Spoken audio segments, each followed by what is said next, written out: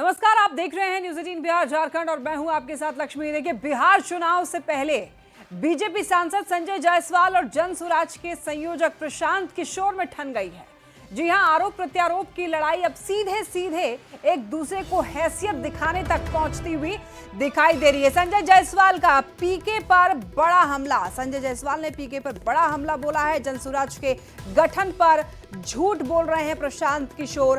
पीके ने घोटाले से राजनीति की शुरुआत की है। संजय जायसवाल का एक बहुत बड़ा बयान। लालू प्रसाद के वोट कटवा है पीके, लालू प्रसाद के वोट कटवा है प्रशांत किशोर, और तमिलनाडु तेलंगाना से फंडिंग की भी बात कही है। ये बड़ी खबर आप तक पहुंचा रहे हैं। संजय जायसवाल का प्रशांत किशोर को लेकर ये बड़ा बयान सामने आया है।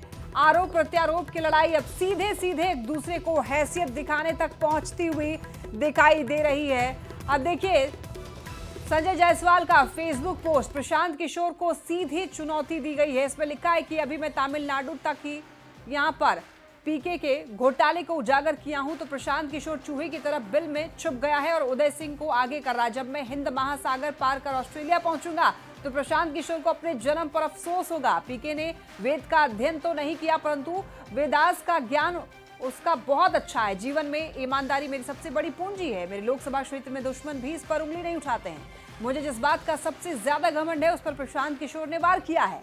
मैं उसे बताकर ये रहूंगा कि जब एक भ्रष्टाचारी चुनावी दलाल किसी ईमानदार नेता पर उंगली उठाता है तो उसका क्या अंजाम होता है। जितने पैसे लगाकर मीडिया मैनेज करना है कर लो, मैं तुम्हें छोड़ूंगा नहीं, क्योंकि झूठ का मकान कितना भी, इन्होंने लिखा है कि झूठ का मकान चाहे कितना भी ऊंचा हो वो टूट ही जाता है। हमारे साथ भाजपा के सांसद संजय जायसवाल हैं। संजय जायसवाल जी, नोटिस भेजा था आपने प्रशांत किशोर को और आज फिर हमला बोला है आपने। मेरा बिल्कुल साफ है कि उनका वकालतनामा परसों रात को मिला। उन्होंने कहा कि 2024 में उनके वकालतनामे में लिखा हुआ है कि 2024 2 अक्टूबर को इनकी पार्टी लॉन्च हुई है। तो जो अगस्त 2022 में पार्टी बनी थी जन स्वराज पार्टी, क्या वह फर्जी पार्टी थी? अगर वह दोनों सेम है तो ये पूरे बिहार के सामने झूठ बोलने की क्या जरूरत है कि हम 2 अक्टूबर 2024 को बनाए हैं? क्योंकि जो 22 में जो जन स्वराज का एड्रेस लिखा हुआ है आज भी वही एड्रेस है। तो ये सारा कुछ बताता है कि प्रशांत किशोर अपने जीवन की शुरुआत घोटाले से किया है। जिस पद यात्रा के लिए वह बात कर रहा था कि मैं घूमूंगा, देखूंगा, मुझको पसंद आया तो मैं पार्टी बनाऊंगा, वो सारा का सारा झूठ था। तो इस तरह के झूठे व्यक्ति को बिहार में कभी शरण नहीं मिलेगी। ये सिर्फ लालू यादव जी का वोट कटवा है। लालू यादव ने वोट काटने के लिए भेजा है और यही कारण है कि इसको जितना फाइनेंस मिल रहा है सब तेलंगाना और तमिलनाडु से मिल रहा है, जो दोनों इंडी गठबंधन के प्रदेश हैं। उसको बताना चाहिए कि शराब की कंपनी से क्यों पैसा इतना लिया है, और शराब की कंपनी से पैसा लेता है एनरिका एंटरप्राइजेस से, तो क्यों वो यहाँ भाषण देता है कि मैं 1 घंटे में शराबबंदी खत्म कर दूंगा? क्या इसका कारण एनरिका एंटरप्राइजेस तो नहीं है? आपको जवाब दिया प्रशांत किशोर ने, आपने 15 दिनों का समय दिया था प्रशांत किशोर। हाँ, मुझको जवाब मिला है और उसी में ये लिखा हुआ है कि प्रशांत किशोर का आईपैक से कोई संबंध नहीं है। अगर आईपैक से संबंध नहीं है और उसी में यह भी लिखा हुआ है कि ये बहुत बड़े स्ट्रेटजिस्ट हैं, बहुत सारी सरकारों को ये एडवाइस करते हैं, बहुत सारे पॉलिटिकल पार्टी को, तो अगर इनका आईपैक नहीं है तो किस कंपनी के द्वारा ये एडवाइस करते हैं? तो वो कंपनी का नाम किसी को नहीं पता है, तो ये फिर स्ट्रेटजिस्ट कैसे हो गए? दोनों चीज उन्होंने ही लिखा है। तो कोई एक बात तो बहुत बड़ा झूठ है, या तो ये स्ट्रेटजिस्ट नहीं है या फिर इनका आईपैक से कोई संबंध है। एक ही साथ दोनों लिखते हैं तो इसका मतलब है कि ये 1 नंबर का कोई काम नहीं करते हैं, केवल 2 नंबर से पैसा उठा करके ही स्ट्रेटजी बनाते होंगे, क्योंकि सामने तो इनकी कोई कंपनी नहीं है। आप पर गंभीर आरोप प्रशांत किशोर ने लगाया, उसके बाद आपने नोटिस भेजा था। अब अगला कदम आपका क्या होगा? मेरा तो 15 को जो है सो मैं अपना उसके बाद फाइल करूंगा ही, क्योंकि उन्होंने जो कुछ भी लिखा है वह कहते हैं कि मुझको पारदर्शी होना चाहिए। अगर उन्होंने इल्जाम मुझ पर लगाया है तो अब मुझे पारदर्शिता के द्वारा यह सबूत देना चाहिए कि मैं निर्दोष हूँ। इसीलिए मैंने भी प्रशांत किशोर जी से पूछा कि उन्होंने अपने जन्म के समय जो घोटाला किया कि नर्स की अंगूठी गायब हो गई, उसको वो सफाई दे कि ये इल्जाम गलत है। तो बिल्कुल जिस तरीके से प्रशांत किशोर ने पहले आरोप लगाया, उसके बाद संजय जायसवाल ने उन्हें नोटिस भेजा है जिसका जवाब प्रशांत किशोर ने दिया, लेकिन उस नोटिस के जवाब से संजय जायसवाल खुश नहीं है और उन्होंने साफ तौर पर कहा है कि आगे वो कानून का भी दरवाजा खटखटाएंगे, क्योंकि प्रशांत किशोर ने उन पर बेबुनियाद और झूठा आरोप लगाया है। कैमरा पर्सन अजय दुबे के साथ शैलेंद्र, न्यूज़ 18 पटना। प्रधानमंत्री नरेंद्र मोदी एक बार फिर सौगातों की पोटली लेकर बिहार दौरे पर आ रहे हैं। 15 सितंबर को पीएम मोदी पूर्णिया में रहेंगे, जहां से वो करोड़ों की योजनाओं की सौगात देंगे। पीएम के दौरे को लेकर नितिन नवीन ने कहा कि पीएम मोदी जब भी बिहार आते हैं, बिहार के विकास की रफ्तार बढ़ा जाते हैं और इस बार भी वो बिहार को कई बड़ी सौगात देंगे। देखिए, प्रधानमंत्री जी बिहार को विकास के इंफ्रास्ट्रक्चर को जिस प्रकार से हर दौरे से मजबूत किया है, और अभी तो पूर्णिया एयरपोर्ट मिलने जा रहा है, कई और सौगातें हम लोग को उन्होंने दिया है और पूर्णिया के सभा से भी, कार्यक्रम से भी मिलेगा। तो बिहार में माननीय प्रधानमंत्री जी का जो दौरा रहा, मैं कह सकता हूं कि विकास के पटल पर बिहार के योजनाओं को जिस प्रकार से माननीय प्रधानमंत्री जी ने केंद्र की सपोर्ट दिया है, उससे केंद्र और राज्य सरकार डबल इंजन की रफ्तार से बिहार के विकास को आगे बढ़ा रही है। 15 सितंबर को पीएम मोदी एक बार फिर से बिहार आ रहे हैं। पीएम के दौरे पर केंद्रीय कपड़ा मंत्री गिरिराज सिंह ने यह कहा कि पीएम जब भी बिहार आते हैं, कुछ ना कुछ बड़ी सौगात देकर जाते हैं। इस बार भी पीएम मोदी बड़ी सौगात लेकर आ रहे हैं। प्रधानमंत्री नरेंद्र मोदी जब भी बिहार का दौरा करते हैं तो बिहार के विकास में एक मील का पत्थर साबित होता है। हर बार विकास में कोई न कोई ईंट जोड़ते ही रहते हैं और यही नरेंद्र मोदी जी का सपना नहीं बल्कि संकल्प है कि बिहार के विकास के बगैर देश का विकास नहीं, क्योंकि बिहार गेटवे ऑफ पूर्वांचल है।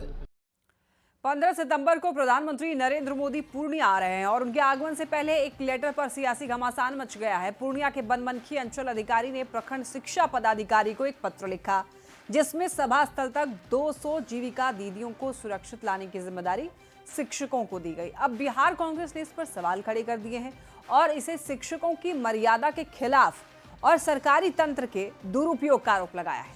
हालांकि बीजेपी ने इस पर पलटवार किया है और कहा है कि पत्र में कहीं भी ऐसा कुछ नहीं लिखा है जिससे शिक्षकों का अपमान हो। बिहार सरकार एक नया फरमान जारी कर बिहार के शिक्षकों को बस के कंडक्टर और खलासी बनने पर मजबूर किया है। पूर्णिया में माननीय प्रधानमंत्री जी 15 तारीख को आ रहे हैं। पूर्णिया के जिला शिक्षा पदाधिकारी एक आदेश निर्गत किया है कि 200 बसों में जीविका दीदी के ढो के लाने के लिए सभी बसों पर शिक्षक की नियुक्ति की गई है, ताकि वो शिक्षक कंडक्टर और खलासी के रूप में रहे, चाय पानी की देखभाल करे और ड्यूटी न करे। बिहार सरकार को इस आदेश को तत्क्षण निरस्त करना चाहिए। माननीय प्रधानमंत्री पूर्णिया से जीविका दीदियों से जुड़े हुई बहुत सारी योजनाओं का उद्घाटन और शिलान्यास करेंगे। अब जो लाभार्थी हैं वही माननीय प्रधानमंत्री को सुनने जा रही हैं, तो इसमें गलत क्या है? और अगर जीविका दीदियों का इतना बड़ा समूह जा रहा है तो उनकी सुरक्षा के लिए, उनकी व्यवस्था के लिए अगर किसी सरकारी कर्मचारी को लगाया जा रहा है तो ये तो सराहनीय कदम है। इसमें कहाँ राजनीति की कोई गुंजाइश है? अब प्रॉब्लम ये है कि तेजस्वी यादव और उनका जो जंगल राज गैंग है, उसके लिए बिहार की माँ बहनों की सुरक्षा कोई मायने ही नहीं रखती है। इसीलिए वो इस बात पे भी सवाल उठा रहे हैं। भाई तेजस्वी, आपके राज में माँ बहनें और सुरक्षित होती होंगी, हमारे लिए माँ बहनों की सुरक्षा बहुत बड़ा मसला है।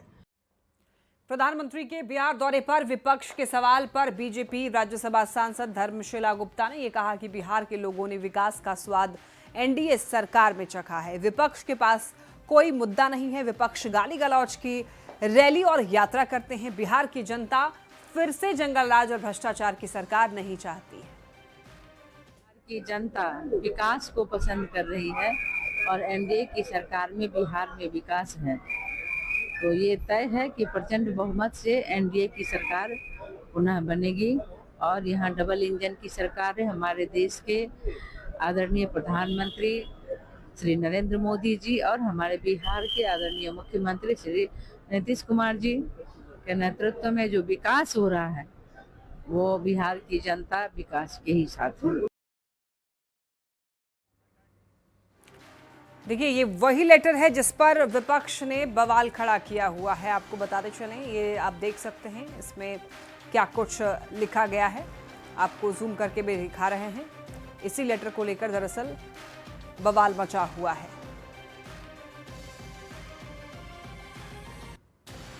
200 बसों से जीविका दीदी पहुंचेंगी। देखिए, अधिकारी ने जारी किया है आदेश पत्र और इसको लेकर के ही दरअसल बवाल मचा हुआ है।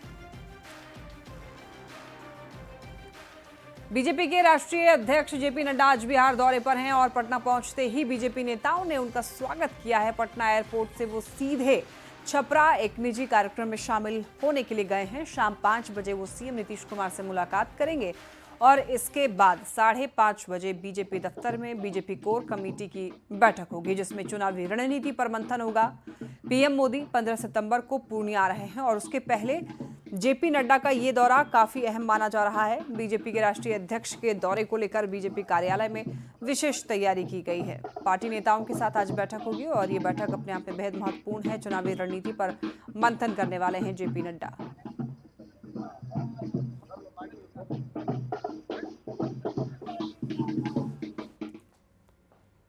देखिए, बिहार चुनाव से पहले सभी पार्टियों ने अपने अपने तरीके से तैयारी करना शुरू कर दी है और लेकिन लालू प्रसाद के बड़े बेटे तेज प्रताप यादव ने अपने छोटे भाई तेजस्वी के विधानसभा क्षेत्र राघोपुर में काफी एक्टिव दिखाई दे रहे हैं। कुछ दिन पहले वो राघोपुर के बाढ़ पीड़ितों के बीच पहुंचे थे, राशन बांटते हुए दिखाई दिए थे।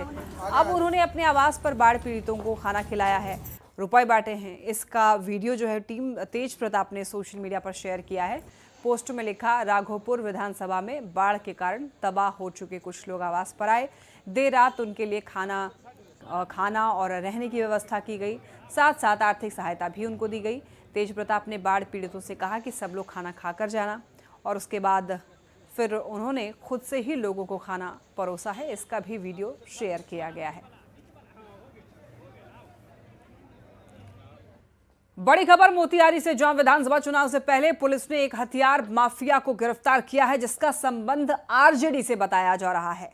हरसिद्धि थाना पुलिस ने मुरारपुर गांव में छापेमारी की, जिसमें कार्बाइन, ऑटोमेटिक पिस्टल, राइफल और देसी कट्टे के साथ साथ 100 कारतूस बरामद किए गए हैं। अब देखिए, पुलिस हथियार माफिया कमरुद्दीन अंसारी को गिरफ्तार करने के साथ ही उसकी लग्जरी कार भी बरामद की है। कमरुद्दीन उर्फ ढोलकवा मुरारपुर की मुखिया फरजाना अंसारी का पति है और वो आरजेडी का कार्यकर्ता बताया जाता है।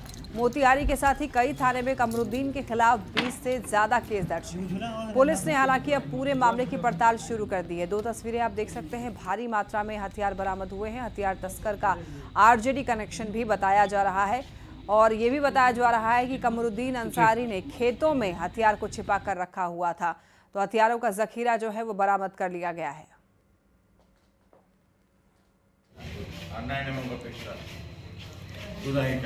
कौन दिया था, क्या दिया था? कौन सा हथियार आपको कौन दिया था? राइफल दिया था 3-15 का। कार्बाइन मिला, पिस्टल मिला।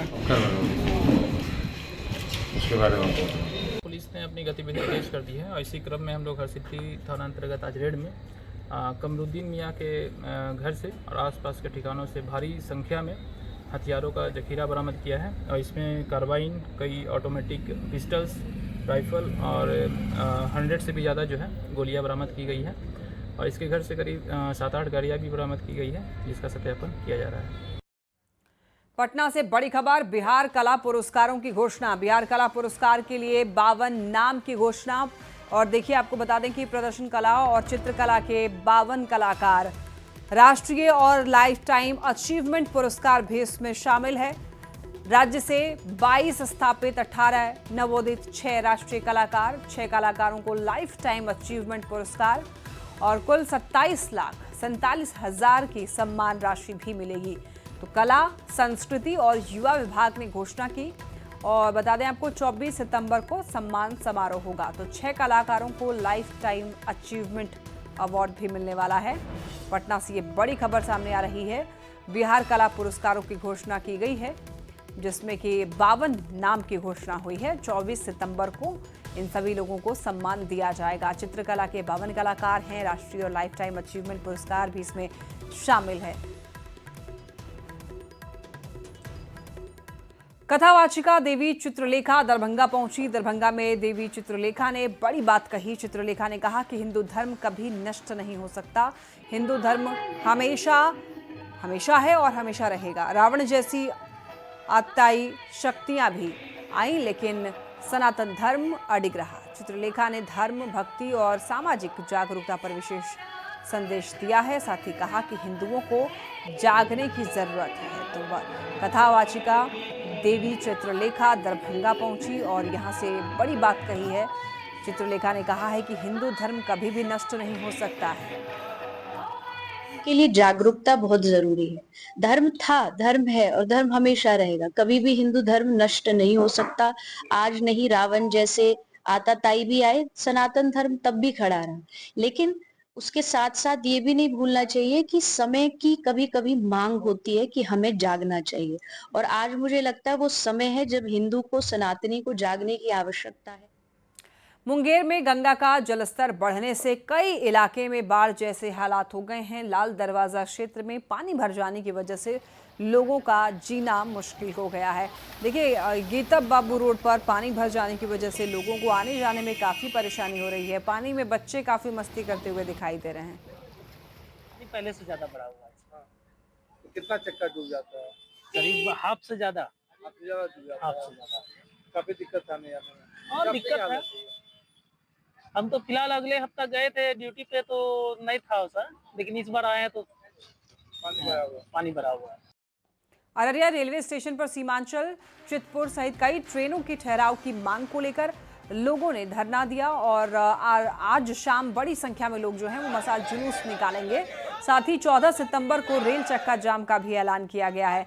अब देखिए, इन लोगों का आरोप ये है कि इस स्टेशन से इतनी महत्वपूर्ण गाड़ियां गुजरती है, लेकिन यहाँ पर ठहराव नहीं होने से लोगों को काफ़ी परेशानी होती है। तो ट्रेनों के ठहराव को लेकर प्रदर्शन करते हुए गांववासी दिखाई दिए। धरना के बाद आज मसाल जुलूस भी निकालने का ऐलान किया है। सीमांचल का जो ठहराव, चितपुर का ठहराव आदि जो सुविधा था, उससे हम लोगों को वंचित कर दिया गया और कई आंदोलन हम लोग किए, लेकिन मांग को पूरा नहीं हुआ। अभी वंदे भारत और जो ट्रेनें चलाई जा रही है उसका भी स्टॉपेज नहीं है, और कई जो नागरिक सुविधा होना चाहिए था, यात्री सुविधा। दरभंगा की बेटी और कवियत्री डॉक्टर त्रिस्या श्री ने मैं बेटी बिहार की गीत लिखा और इस गीत के जरिए बिहार की बेटियों के संघर्ष और सफलता को समर्पित किया है। उनका रचा गीत मैं बेटी बिहार की राष्ट्रीय मंचों पर पहचान बना रहा है। डॉक्टर त्रिस्या की इच्छा प्रधानमंत्री मोदी के सामने गीत पेश करने की है। डॉक्टर त्रिस्या श्री के पिता डॉक्टर सुभाष सिंह ने भी बेटी का हौसला बढ़ाया है। कहा है कि उनकी सफलता पूरे परिवार के लिए गर्व की बात है। ऐसी कविता नहीं आई या कोई ऐसा गीत नहीं आया जिसमें बिहार की बेटियों का जिक्र किया। मतलब गीत तो कई आए हैं बिहार पर, आप YouTube खोलेंगे तो आपको कई गाने मिल जाएंगे, लेकिन ये डॉक्टर त्रिस्या श्री बिहार की बेटी का जो बिहार के उत्थान में योगदान है, ऐसी बेटियों पर अभी तक कोई कविता नहीं लिखी गई थी। तो इसका प्रयास है कि वैसी बेटियां जो इतिहास के पन्ने में तो है लेकिन संगीत तक नहीं आ पाई, उसको ये अपने लेखनी के माध्यम से चाहिए है कि गीत के माध्यम से समाज के बीच में पुनः जाए कि बेटी की योगदान को समाज जान सके। और इसी के साथ इस बुलेटिन में फिलहाल के लिए इतना ही। तमाम खबरों के लिए आप देखते रहिए न्यूज़ 18 बिहार झारखंड।